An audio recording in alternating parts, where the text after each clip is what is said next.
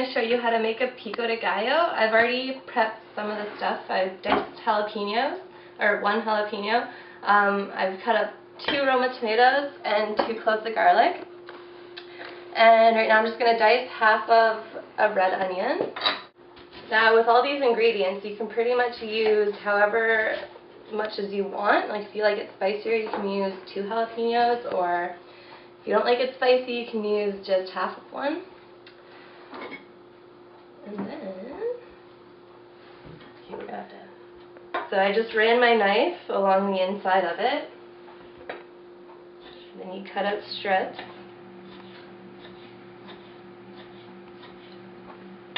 And dice it. Okay, so final part is just putting everything together. So we'll start with the tomatoes, and then the jalapeno. So it was 3 Roma tomatoes, 1 jalapeno, and half of a red onion. And garlic is optional. If you like it, put it. If you don't, then forget about it. And I'm going to start with just 1 lime.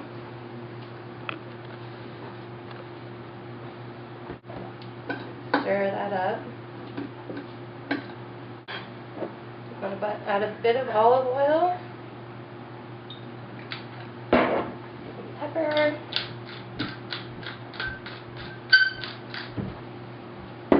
And some salt. And the final touches is just some cilantro and about a teaspoon of vinegar. And make sure always to check for seasoning. But this should be pretty perfect. And that's pico de gallo.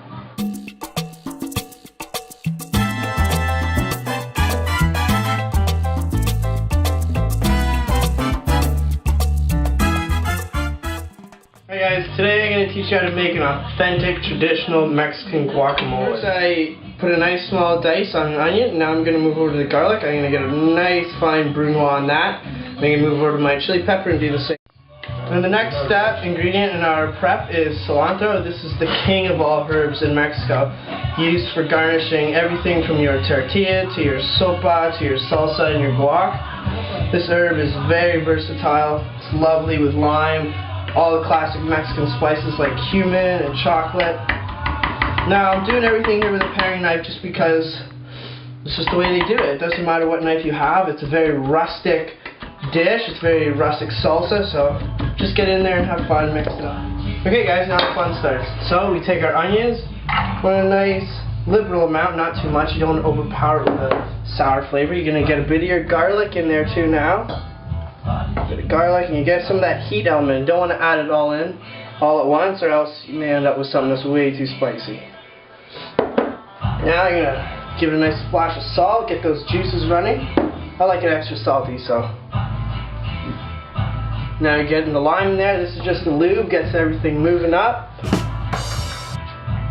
Alright, and today we have to get a little inventive. We're going to use this olive oil bottle as our pesto. Normally what they use in Mexico is something called a molcajete, which is a mortar and pestle made out of lava rock. So I'm going to get in here and start mulling this stuff down. Okay, and the second last step is we take our avocado, which I cut into wedges. If your avocado is not ripe, it won't peel back from the skin, and that's how you know you shouldn't be using it. So now I'm not so much breaking up the avocado, I'm mixing all these flavors together. And last step, take our cilantro, throw it in, give it a little blend.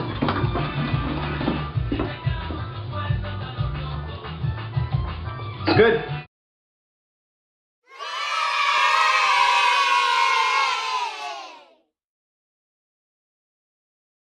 Hi, so my name is Adam, and today I'm going to be making fresh homemade corn tortillas. So to do this, you're going to need some masa dough, or masa flour, sorry, and you're going to need some water, and that's the only 2 ingredients you're going to need for this demo. So for about 25 portions, you're going to need 2 cups of the corn flour, and then you're going to need 2 cups of water. Alright, so I've got my water now, and the final component to making the dough is to just simply mix it together. So get your hands in there. Alright, so you continue mixing until you get the consistency of almost a bread dough, maybe a little bit wetter. And all you want to do then is get the whole dough together, roll it into a ball or a long log shape in saran wrap, like this one I've pre-done here. Alright, so after you've rested your dough for about 10 to 15 minutes, so that right consistency sets up, you're going to want to cut it into about a 1/4 inch to 1/2 inch thick.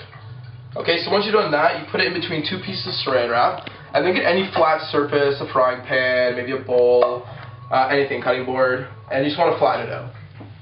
So I've had my tortilla in here for about maybe a minute now on high heat. You're going to want to see a little blistering on the top before you flip it. So I see that now. I'm going to give it a flip.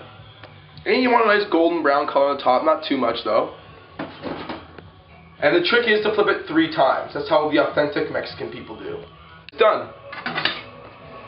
And that is how you make a tortilla.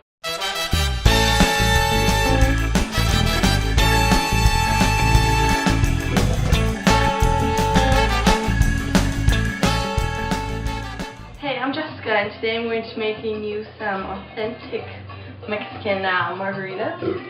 I'm currently peeling clementine, and I'm going to add some raspberry to that and a little citrus, lemon, and lime. It's kind of what I have at home, it's what I like, and I think it'll taste good. You can use whatever fruit you want, really. Strawberries is probably a really popular fruit. I already have some ice in here, just maybe 3 or 4 cubes to get you started off. My ice in there, and now I'm going to start adding some of the fruit. Just chunk it up. The blender will do most of the work. You can add as much as little as you want of any kind of fruit. Make a pretty gracious amount of fruit. Alright, I'm going to squeeze a lime in. And some of the lemon, make sure you don't get any seeds in it. And before I do this, I'm going to actually make you a rimmer. So I already have some sugar and a bit of cinnamon and just a plate, regular plate. So yeah, I'm just adding some lime, and you can also, depending on what kind of booze you use, I'm going to use some tequila. Got a little bit of salt to it too, that's classic with a tequila drink. You're going to get a little piece of lime, and you're going to wet around the glass to get it all juicy so the rimmer sticks, and then just...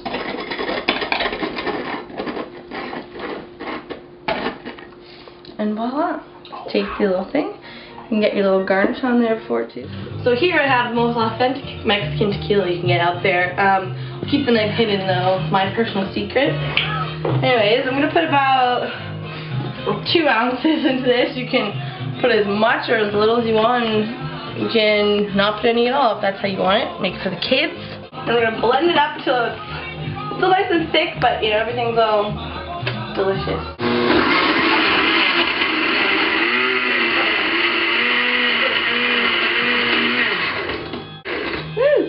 Okay, so that looks about right to me. Tastes about right. And you can add sugar if you want to. I might add a little bit of sugar to it because it's not sweet enough. But you're just sweet enough. That's not sweet enough. Woo! Okay. And now you can add it into your delicious, authentic, you know, Mexican margarita cup. And voila! Cheers!